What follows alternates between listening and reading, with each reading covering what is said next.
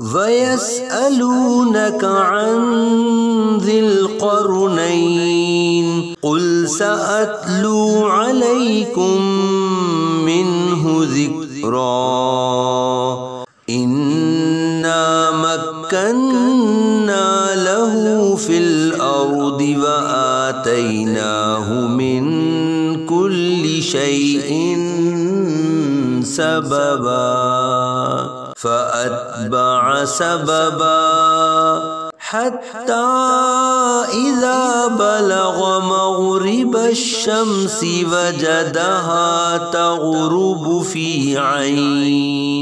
وجدها تغرب في عين حمئة ووجد عندها قوما قلنا يا ذا القرنين إما أن تعذب وإما أن تتخذ فيهم حسنا قال أما من ظلم فسوف نعذبه ثم يرد إلى ربه فيعذبه عذابا نكرا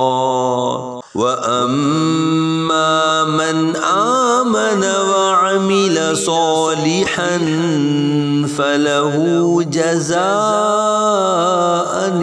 الحسنى وسنقول له من أمرنا يسرا ثم أتبع سببا حتى إذا بلغ مطلع الشمس وجدها تطلع على قوم لم نجعل لهم من دونها سترا كذلك وقد أحطنا بما لديه خبرا ثم أتبع سببا حتى إذا بلغ بين السدين وجد من دونهما قوما لا يكادون يفقهون قولا قالوا يا ذا القرنين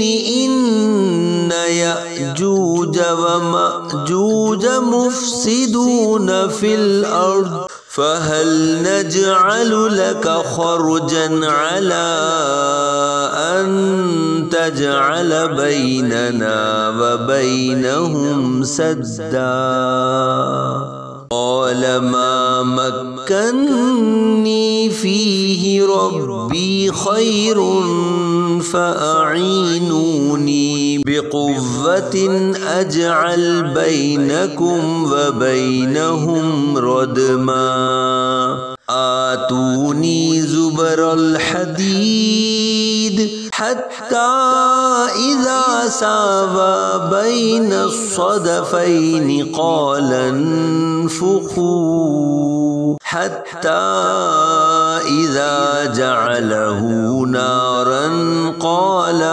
آتوني أفرغ عليه قطرا فما استطاعوا أن يظهروه وما استطاعوا له نقبا قال هذا رحمة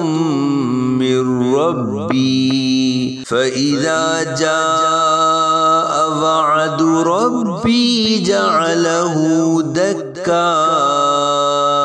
وكان وعد ربي حقا وتركنا بعضهم يومئذ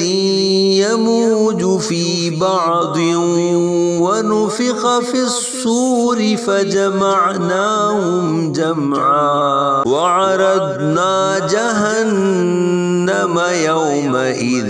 للكافرين عرضا